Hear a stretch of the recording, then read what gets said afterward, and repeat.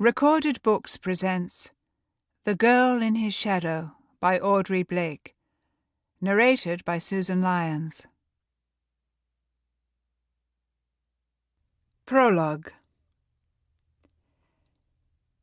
Hefting his black bag, Dr. Horace Croft stumped down the uneven pavement. Despite the afternoon sunshine, the street was silent, and the air thick with fear. Shop doors were shut and bolted, and too many anxious faces watched from the windows. For 15 years, London had dreaded the cholera. Now it had come. Croft had tried to prepare, studying initial reports of the epidemic from India, Russia, and Japan. An irreligious man, he gave silent prayers of relief when the outbreak of 1827 died in the Caucasus before reaching Europe. Foolish of him. 4 years later, the deadly disease advanced from the dark forests of the east into the shadowy Balkans. The following year, it breached England's rocky shores. Miraculously, the outbreak was contained in Sunderland, but this was respite, not reprieve. 3 months later, the disease erupted in London. He'd paid 10 calls already today, all within a mile of each other.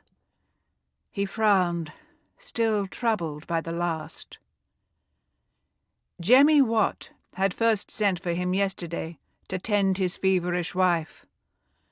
Today, she was dead. So were her children, and Jemmy was failing rapidly.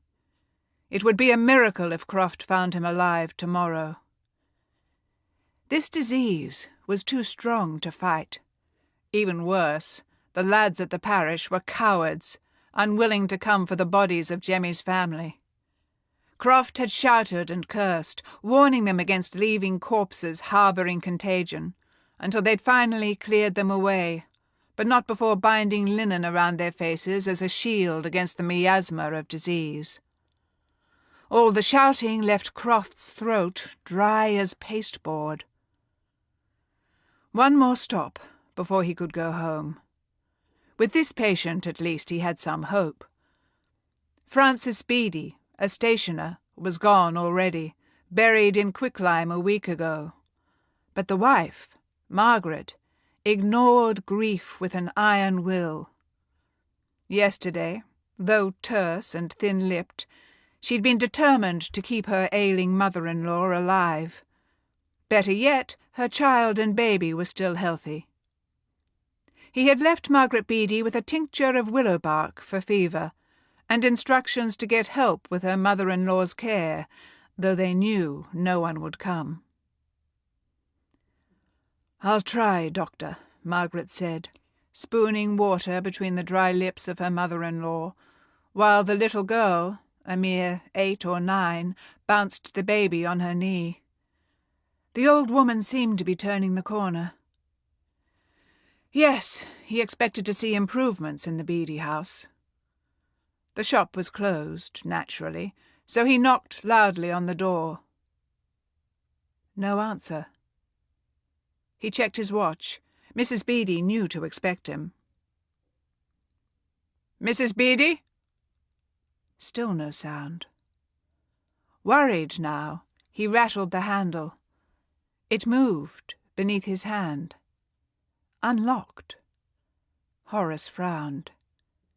It wasn't like Mrs. Beattie, but there was little danger of invasion. The neighbours all knew of their affliction. Croft stepped inside, past the dimly lit shelves of notebooks and paper. In only a week, the Countess had acquired a film of dust. It was a small shop, but the Beatties made a better living than Jemmy Watt. Not that money dissuaded cholera, or made it any less lethal. He made his way up the stairs to the family's rooms on the 2nd floor.